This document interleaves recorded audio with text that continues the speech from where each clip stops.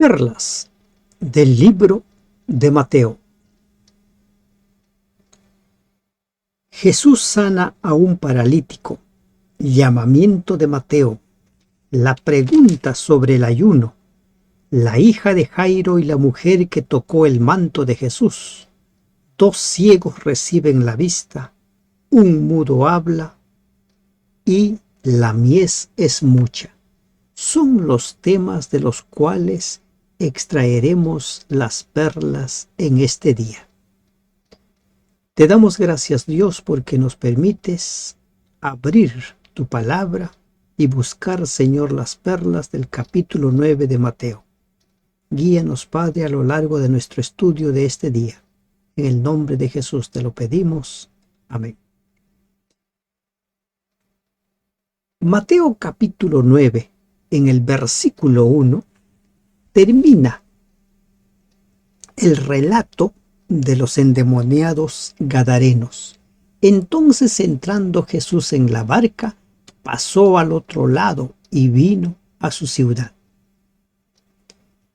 El día de ayer vimos nosotros en la última parte a los endemoniados gadarenos. Mateo habla de 2 endemoniados, Marcos y Lucas hablan de un endemoniado, y algunos suelen considerar de que la Biblia se contradice, pero la Biblia no se contradice. Hoy día, también en este capítulo encontraremos una aparente contradicción y ampliaremos cuando lleguemos allí. Sucedió que le trajeron un paralítico, tendido sobre una cama, y al ver Jesús la fe de ellos, dijo al paralítico: ten ánimo, hijo, tus pecados te son perdonados. Es sorprendente lo que dice Mateo en este versículo 2. Al ver Jesús la fe de ellos. Nos está diciendo Mateo que el paralítico fue sanado por la fe de ellos. El paralítico aceptó ser llevado ante Jesús por los amigos o por los conocidos, y es la fe de estos amigos los que llevaron al paralítico ante Jesús con la venia del paralítico, y Jesús sana a este hombre. Nos encontramos una vez más con la fe de los intercesores. Ya hemos visto hasta aquí historias en las cuales los milagros que hizo Jesús lo hizo viendo la fe de los intercesores, de los mediadores. La madre, la mujer sirofenicia, rogando por su hija. Los amigos del sordomudo. Y así vamos encontrando historias en las cuales la fe de los intercesores. Y aquí vale la pena preguntarnos qué es fe. Fe, dice Hebreos 11:1, es creer que vamos a recibir aquello que no podemos ver, pero que estamos seguros de que va a ser así. Y el mismo Hebreos 11:6 dice: es imposible agradar a Dios sin fe. La fe es el medio por el cual nosotros llegamos a Jesús. Es el medio por el cual nos apropiamos de la salvación. Al ver Jesús la fe de ellos. ¿Es usted una persona que ora siempre por los demás, pidiendo por su salud, por su bienestar, por su conversión? Ore por ellos, pero pida a esas personas su consentimiento. Recuerda que Dios no hace nada por una persona si éste no lo quiere. Dios no fuerza la voluntad. Ten ánimo, hijo, tus pecados te son perdonados. Y aquí encontramos otra perla. El hombre era paralítico. Su problema a la vista de todos era físico. La salud física lo había perdido, no podía caminar.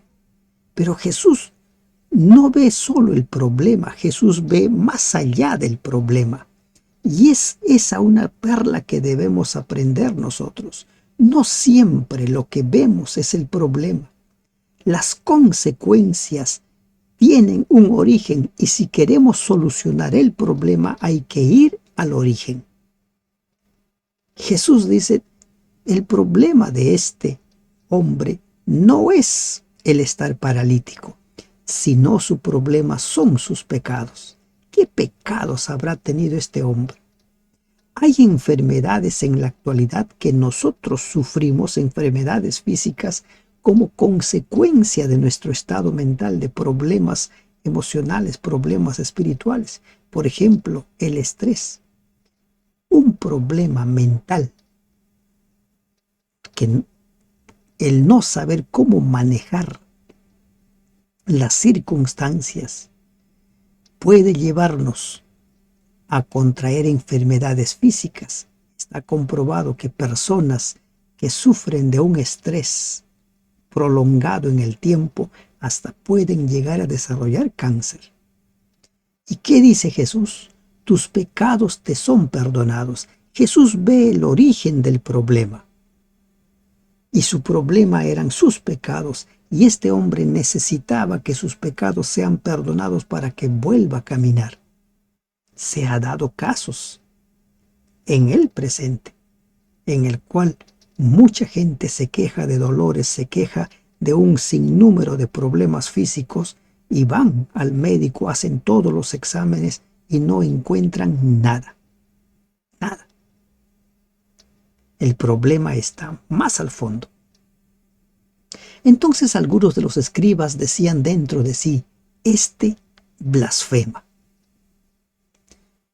Una vez más nos encontramos con Mateo, que no nos da más información, pero Marcos complementa ello.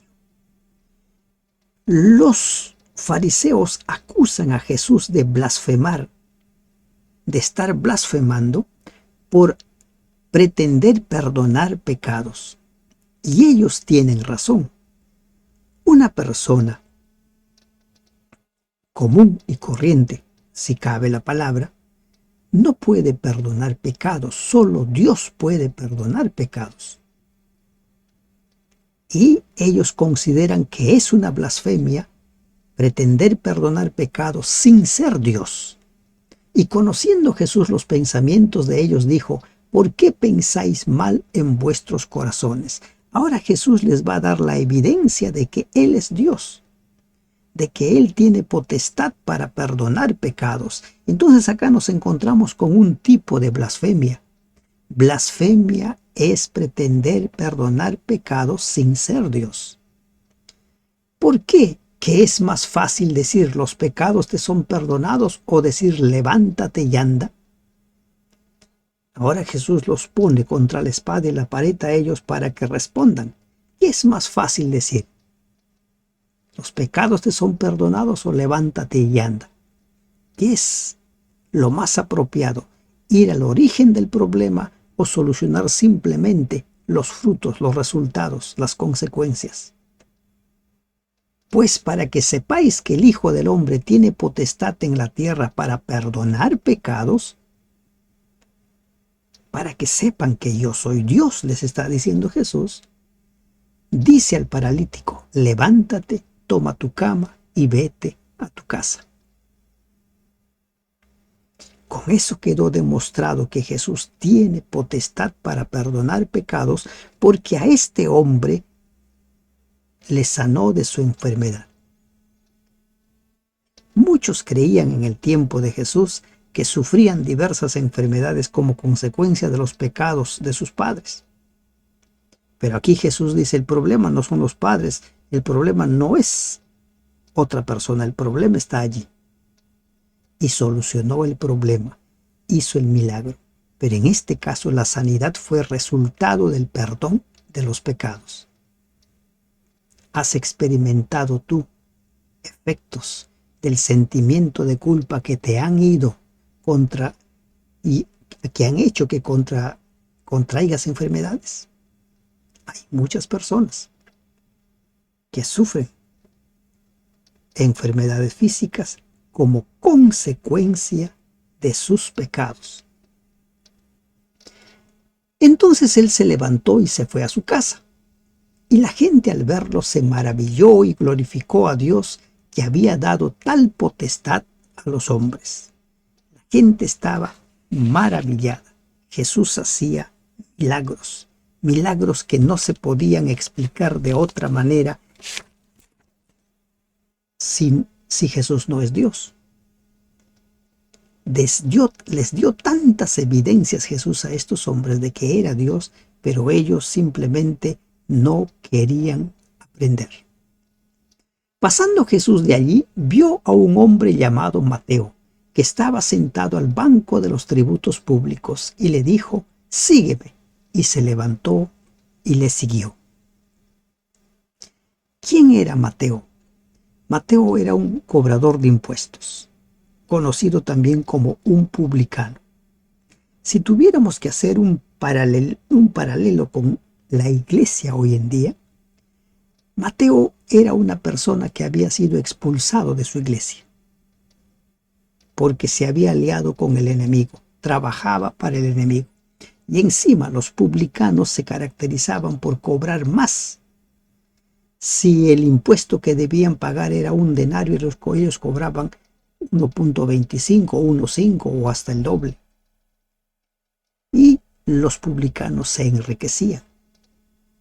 Por eso es que los publicanos no eran bien vistos en la sociedad.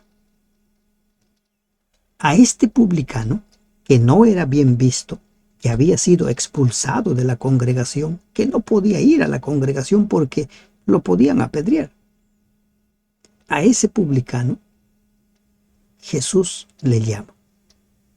¿Qué nos dice esto a nosotros? Miren, si ustedes van viendo a quiénes está llamando Jesús, Jesús no llamó a un sacerdote, no llamó a un fariseo, a un escriba para que forme parte de sus discípulos, de sus apóstoles. No llamó a los instruidos académicamente para formar parte de la base, de la columna que vendría a ser posteriormente la iglesia de Dios. No llamó.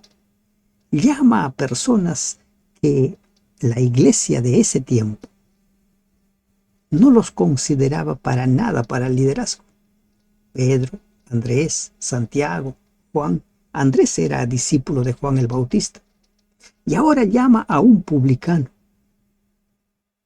A veces nosotros juzgamos a las personas y los vamos catalogando como personas por los cuales ya no hay nada que hacer, están perdidos. Pero Jesús ve más allá. Jesús no ve solo los resultados, los frutos, ve el origen del problema y ve en Leví, en Mateo, que es el autor del libro del Evangelio, ve a él un ser humano, un potencial, y lo llama. ¿Y cuál es la respuesta? Se levantó y le siguió. Dejó su trabajo, dejó todo y siguió a Jesús. ¿Conocía Leví a Jesús? Con seguridad que sí. Nadie sigue a quien no conoce. Recuerden, nadie sigue a quien no conoce. Y aconteció que estando él sentado a la mesa en la casa, he aquí que muchos publicanos y pecadores que habían venido se sentaron juntamente a la mesa con Jesús y sus discípulos.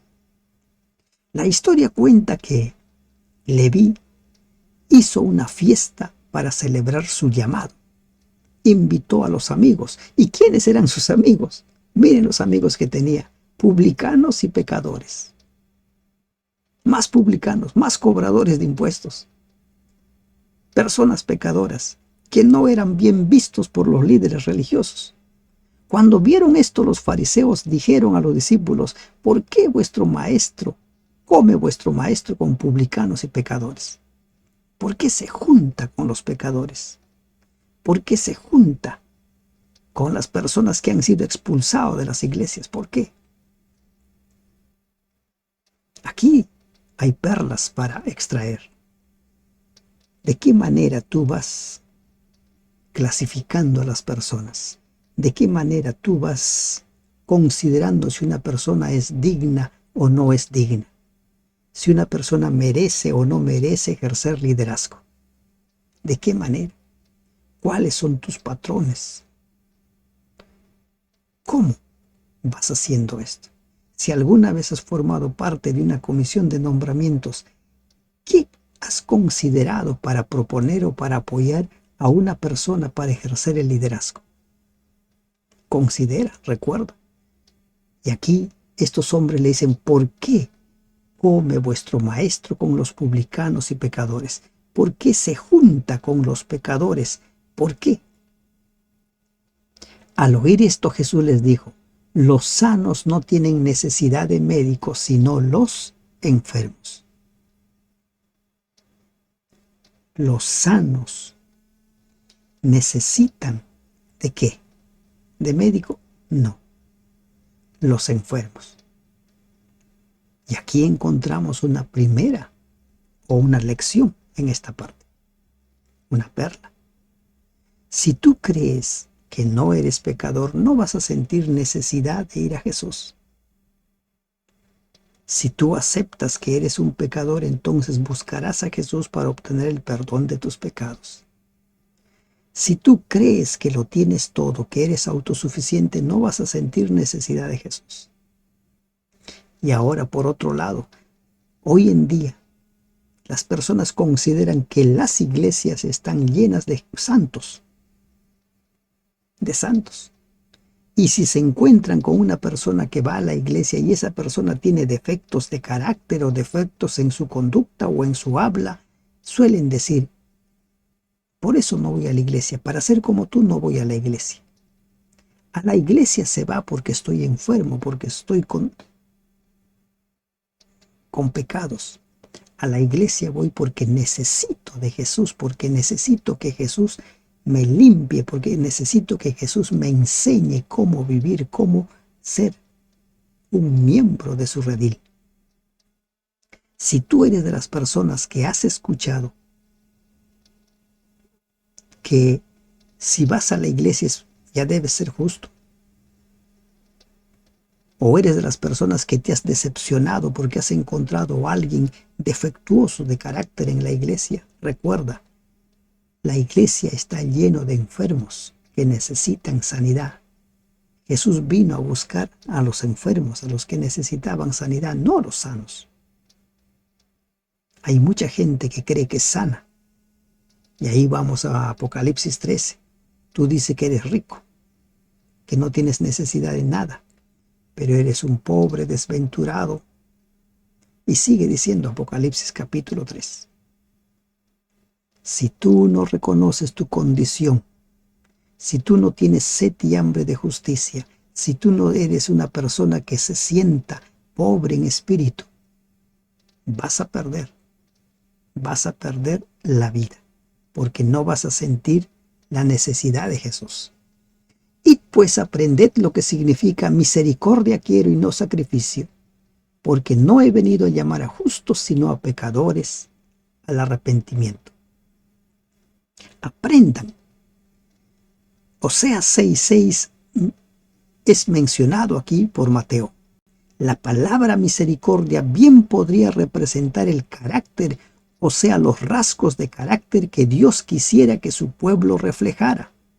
Del mismo modo, la palabra sacrificio representa las formas de la religión que tienen la desventurada tendencia de eclipsar la religión práctica. En este sentido, misericordia representa la justificación por la fe, así como sacrificio representa la justificación por las obras.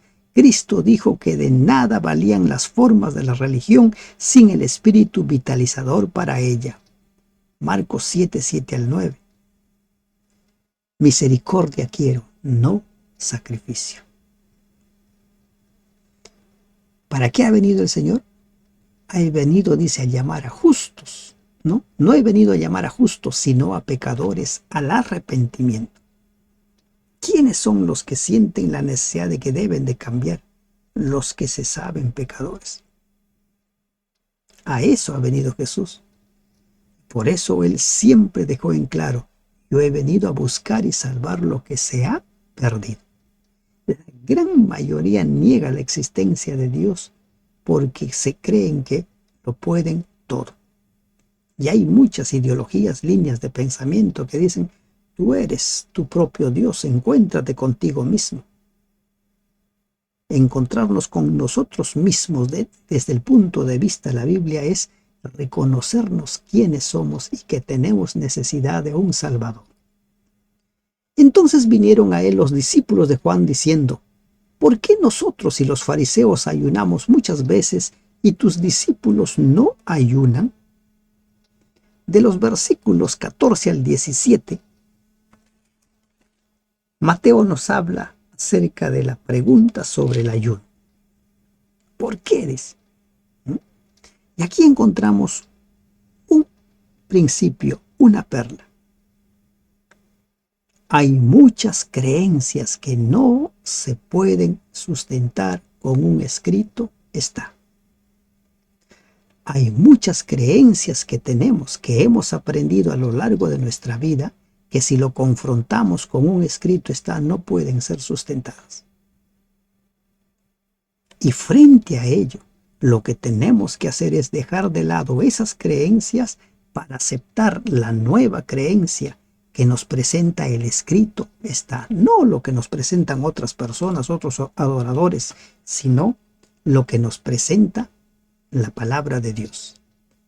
¿Por qué nosotros y los fariseos ayunamos muchas veces y tus discípulos no ayunan? ¿Es bueno ayunar? Es bueno, pero no puedes obligar a las personas a ayunar. Oye, si yo ayuno, ¿por qué no ayunas tú? Los que tienen hambre y sed de justicia, los que son de limpio corazón, siempre buscarán formas para acercarse a Dios. El encuentro diario, una jornada de oración, una jornada de ayuno, o pasar una noche de vigilia. Siempre buscarán, pero con el propósito de acercarse a Dios. Jesús les dijo, ¿acaso pueden los que están de bodas tener luto entre tanto que el esposo está con ellos? Pero vendrán días cuando el esposo les será quitado y entonces ayunarán. Si están conmigo ellos no tienen necesidad. El esposo estaba con ellos. Juan el Bautista también utiliza la misma figura. A Jesús presenta como el esposo y él como el amigo. Y en esa parte es cuando él dice, es necesario que él crezca y yo mengue. Y ahora Jesús les da dos ejemplos para hacerles ver, para invitarles a darse cuenta que deben aceptar la palabra de Dios en lugar de sus creencias, de sus tradiciones. Nadie pone remiendo de paño nuevo en vestido viejo, porque tal remiendo tira del vestido y se hace peor la rotura. Nadie. Y lo mismo con el versículo 17 dice, ni echan vino nuevo en odres viejos, de otra manera los odres se rompen y el vino se derrama, y los odres se pierden, pero echan el vino nuevo en odres nuevos, y lo uno y lo otro se conservan juntamente. ¿Por qué les pone estos dos ejemplos? Porque ellos dicen, ¿por qué nosotros ayunamos pero tus discípulos no ayunan? Querían que las creencias que ellos tenían fueran practicadas también por los apóstoles, por los discípulos. Y ahora Jesús les hace ver que sus creencias no estaban en armonía con la palabra de Dios.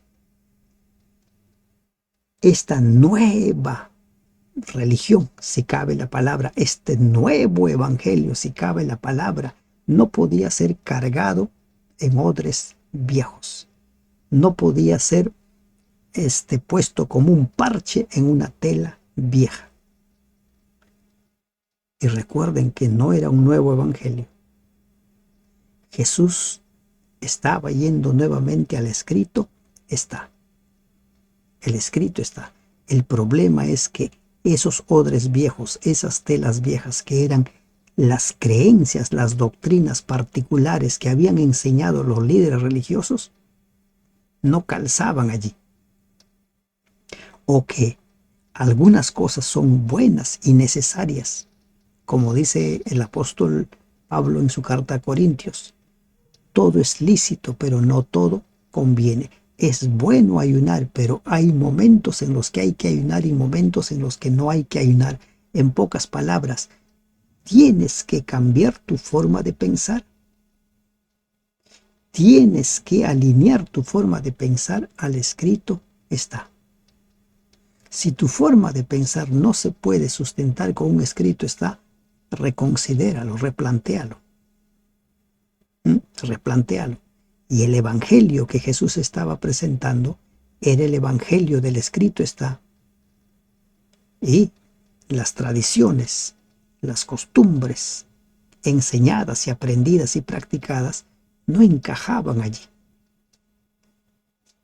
Siempre que un escrito está, determine tu forma de hacer las cosas. Mientras él decía estas cosas, vino un hombre principal y se postró ante él diciendo: mi hija acaba de morir, mas ven y pon tu mano sobre ella y vivirá. Y se levantó Jesús y le siguió con sus discípulos. Aquí la declaración de este principal de Jairo es que le dice a Jesús: mi hija acaba de morir. En la versión que nos presenta Marcos dice: mi hija está gravemente enferma. ¿Hay contradicción en la Biblia? ¿O se usa un lenguaje para decir, bueno, está por morir, prácticamente ya está muerto, su enfermedad es incurable? No hay ninguna contradicción. Y recuerden que lo que leemos nosotros son traducciones. Y a veces los traductores se esfuerzan por presentar las cosas de una manera. Por eso cuando hay aparentes contradicciones hay que ir a la misma fuente. Hay que ir a la misma fuente. Dice: mi hija acaba de morir, mas ven y pon tu mano sobre ella y vivirá. ¿Qué perla aprendemos nosotros en este pasaje? Los versículos 18 y 19, ¿no? O hasta el versículo 25. ¿Qué es lo que encontramos? Miren, aquí podemos encontrar nosotros un símil con la historia del samaritano. Los judíos odiaban a los samaritanos, pero el samaritano ayudó a un judío que estaba en grave problema. Los sacerdotes rechazaban y odiaban a Jesús, pero ahora Jesús va a hacer un bien a un sacerdote. Lo importante no es que te odien, sino cómo tú respondes a ese odio. Hay personas que dicen, bueno, si me odian, entonces yo también odio. No puedes permitir que tu personalidad, tu forma de ser sea determinado por lo que los demás hacen. ¿No? Tú debes seguir siendo quien eres, alineado a tus creencias, a tus principios, sin importar lo que los demás hacen. Y Jesús con este acto ganó a este líder religioso. Se levantó Jesús y le siguió con sus discípulos. Mientras Jesús iba a la casa de Jairo, entra en escena una mujer enferma por 12 años. Y he aquí una mujer enferma de flujo de sangre desde hacía 12 años. Se le acercó por detrás y tocó el borde de su manto, porque decía dentro de sí: si tocare solamente su manto, seré salva. Mateo, Marcos, Lucas utilizan la palabra salvo para referirse a ser sano, salvo de la enfermedad, salvo de esa carga que han venido arrastrando 12 años. Y Marcos dice que esta mujer había gastado todo su dinero, había visitado a todos los médicos y no encontró sanidad. Y ahora va donde Jesús y ella dice: si tocare solamente. Pero para tocar ese manto no era fácil. Había una multitud que rodeaba a Jesús. Y aquí encontramos una vez más lo que es fe. Fe, creer que vas a recibir. y esta mujer estaba segura que recibiría sanidad. Jesús estaba lejos, Jesús ni la conocía. Había una multitud, un obstáculo grande que impedía que ella llegara a Jesús. ¿Cómo hizo para abrirse paso? Pero el hecho es que ella tocó. Dice, y volviéndose, y si tocare solamente su manto, seré salva. Y ella lo tocó y fue salva. Fue sana. Pero Jesús, volviéndose y mirándola, dijo, ten ánimo, hija, tu fe te ha salvado. Y la mujer fue salva desde aquella hora. Fue salva de ese castigo que estaba arrastrando. Digo castigo porque muchas personas lo sienten como tal. 12 años sufriendo de flujo de sangre. Y esa enfermedad hizo que perdiera familia, porque las personas que eran consideradas impuras ceremonialmente no podían estar dentro de la casa, no podían estar dentro de la sociedad, eran expulsados.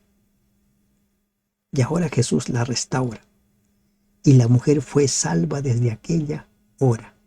¿Qué es fe para ti? ¿Qué es fe? ¿Qué es fe? Fe es creer que vas a recibir y estar seguro que lo vas a recibir. No es tan complicado. Miren, aquí encontramos a una mujer 12 años enferma. ¿Dónde aprendió a tener fe en Jesús? Es creer en Dios. Habrá escuchado de los milagros de Jesús, habrá escuchado tantas cosas. Y ella decidió creer en Jesús.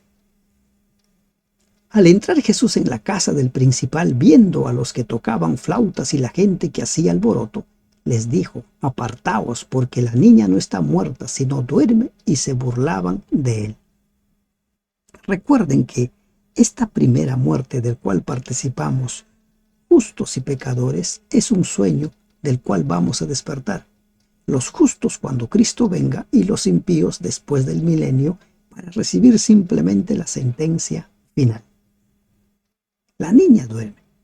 Por eso Jesús utiliza mucho la palabra dormir, porque todos vamos a despertar. En cambio, de la segunda muerte ya no van a despertar nunca más los impíos. Pero la gente se burlaba porque para ellos estaba muerta. Y ante la muerte nadie tiene poder. Solo Dios tiene poder ante el problema de la muerte. Pero cuando la gente había sido echada fuera, y entró y tomó de la mano a la niña, y ella se levantó. Mateo no describe qué hizo Jesús. Nos dice que la tomó de la mano y ella se levantó. Sabemos que Dios es la fuente de la vida. Él puede dar vida a quien quiere. Él es la fuente de la vida. Y con ese toque volvió a la vida a esa niña. Y se difundió la fama de esto por toda aquella tierra. Nuestro Dios es la fuente de la vida. ¿Estás tú sufriendo alguna enfermedad? O quizás eres una de las personas a quienes el médico le ha dicho su enfermedad ya no tiene cura. Cree. Él es la fuente de la vida. Y si en el peor de los casos perdieras la vida, descansas. Jesús dijo en ocasión de la resurrección de Lázaro, el que esté muerto vivirá. ¿Por qué? Porque Él es la fuente de la vida. Los versículos 27 al 31 nos hablan de dos ciegos que reciben la vista. Y estos ciegos son sanados conforme a su fe. Dice, pasando Jesús de allí, le siguieron dos ciegos, dando voces y diciendo, ten misericordia de nosotros, hijo de David. Estos ciegos fueron por sus propios medios. Ellos decidieron ir. Ellos estaban en la condición de ir. El paralítico que vimos al principio no podía ir a Jesús, necesitaba de amigos para ir a Jesús, pero este hombre sí. estaba en condiciones, o estos hombres estaban en condiciones y fueron. Hay personas que pueden ir a Jesús por sus propios medios y hay personas que no van a ir a Jesús si alguien no los lleva. Y piden misericordia. Ten misericordia de nosotros, hijo de David. Y llegando a la casa, vinieron a él los ciegos y Jesús les dijo, ¿creéis que puedo hacer esto? Y ellos dijeron, sí, Señor. ¿Dónde aprendieron a tener fe estos dos ciegos? No veían, solo oían, solo podían escuchar. No habían visto a Jesús, solo sabían que es Jesús por su voz. ¿Ah? ¿Creéis que puedo hacer esto? Ellos le dijeron, sí, Señor. ¿Creéis? ¿Mm? Si los ciegos no hubieran puesto su fe en acción, Cristo no podría haber ejercido su poder en favor de ellos. La fe del hombre debe ascender para encontrarse con el poder de Dios y unirse con él a fin de que las bendiciones, ya sean físicas o espirituales, puedan ser impartidas y recibidas. Fe. ¿Qué es fe? Creer en Jesús. ¿Y qué dice Jesús? Entonces les tocó los ojos, diciendo, conforme a vuestra fe os sea hecho. Conforme a vuestra fe. ¿Es difícil desarrollar fe? No es difícil. Solo tenemos que aceptar a Jesús, creer en Jesús, creer en Dios. Eso es todo, no es tan complicado. Estos ciegos no siguieron estudios bíblicos, no siguieron no fueron a la universidad para aprender de lo que es fe. Esa es la fe. Y los ojos de ellos fueron abiertos y Jesús les encargó rigurosamente diciendo, mirad que nadie lo sepa. Al igual que en Marcos, Jesús pide que no divulguen. ¿Y por qué? Porque lamentablemente las multitudes, ¿no?, impedían que Jesús cumpliese con su misión. Porque a las multitudes les mueve cualquier otro propósito menos el conocer, el encontrar a Dios. Pero salidos ellos divulgaron la fama de él por toda aquella región. Los versículos del 32 al 34 nos hablan acerca de el mudo que habla. Mientras salían ellos, he aquí, le trajeron un mudo endemoniado. Y echado fuera el demonio, el mudo habló. Y la gente se maravillaba y decía, nunca se ha visto cosa semejante en Israel. Mientras salían ellos, le trajeron un mudo. Al igual que el paralítico, este hombre necesitó ser llevado a Jesús. Hay personas que necesitan ser llevadas a Jesús. Y echado fuera el demonio, el mudo habló. Y la gente se maravillaba y decía, ¿qué cosa decía? Nunca se ha visto cosa semejante en Israel, que el mudo hable. Y aquí encontramos una vez más, como en el caso del paralítico, la relación de la sanidad física con la sanidad espiritual. Había dejado de hablar, no podía hablar porque estaba poseído por un demonio. Y Jesús libró a este hombre y este hombre volvió a hablar. Ese es el poder que tiene Dios. No hay demonio que pueda más que Él. Y cerramos nuestro estudio, ¿no?, antes de la mies, con otra declaración de los fariseos en cuanto a lo que es blasfemia. Pero los fariseos decían, por el príncipe de los demonios echa fuera los demonios. Los milagros no tocaban el corazón de los fariseos. ¿Por qué? Porque ellos veían en los milagros hechos por Jesús la obra de Satanás. Y eso es considerado blasfemia en el libro de Marcos. ¿Por qué? Porque si tú consideras que una cosa es hecha por Satanás, nunca le vas a abrir la puerta de tu corazón. Y si nunca le abres la puerta de tu corazón, Dios no puede hacer nada. Al principio, blasfemia es pretender perdonar pecados. Y aquí blasfemia es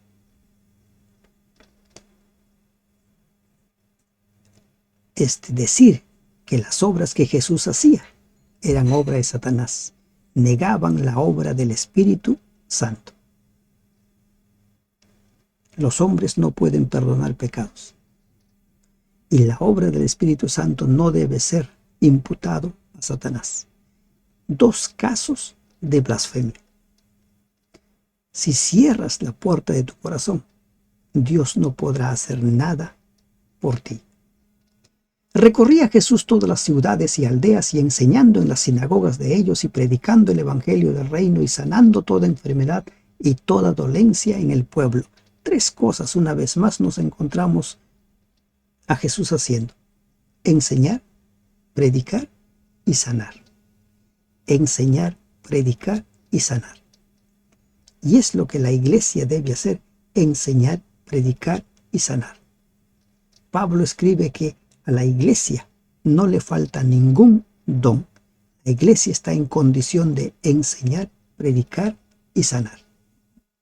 Y al ver las multitudes tuvo compasión de ellas, porque estaban desamparadas y dispersas como ovejas que no tienen pastor.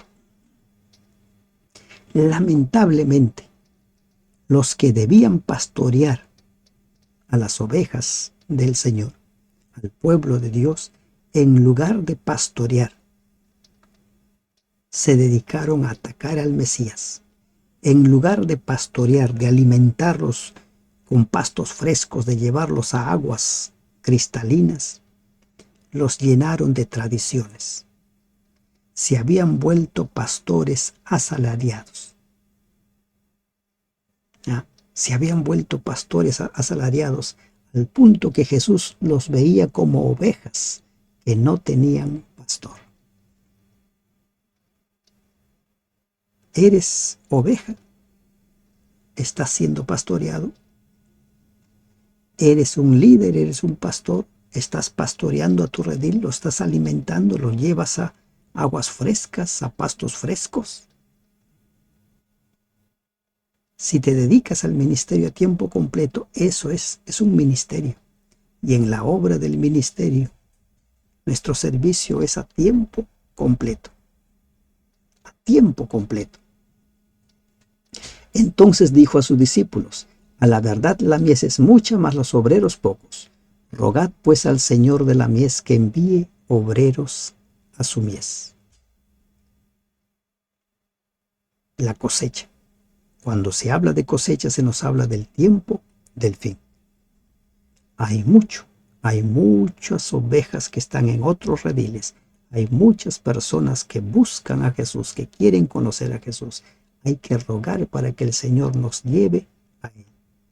Pero también hay que pedir que el Señor nos ayude a tomar conciencia de que tenemos un ministerio que desarrollar. Cuando a los discípulos les dice que oren, que rueguen al Señor para que envíe obreros a su mies, les está diciendo que se postren, que doblen sus rodillas, que entiendan sobre todo cuál es el propósito. ¿Cuál es el propósito? La oración no tiene el propósito principal de informar a Dios de lo que de otro modo no sabría, ni de insistir con Él para que haga lo que de otro modo no haría, sino de condicionar nuestro corazón y nuestra mente para que podamos cooperar con Él. Sin duda, Cristo dirigió a sus discípulos en oración para destacar esta urgente necesidad, ahora sentida claramente por todos los miembros del grupo. Debían orar y después salir con fe para cooperar con Dios a fin de responder a sus propias oraciones. Estaban como ovejas sin pastor, porque quienes estaban llamados a pastorearlas se habían olvidado de ellas. Vivían del Evangelio, pero no cumplían con el Evangelio. La fe del intercesor, de los intercesores, hizo que el paralítico fuera sanado. Jesús llamó a Leví, mostrándonos que aún los peores pecadores, aún los parias de la sociedad, pueden ser salvos. Lo único que deben hacer es aceptar el llamado de Jesús. Que Dios te bendiga. Amén.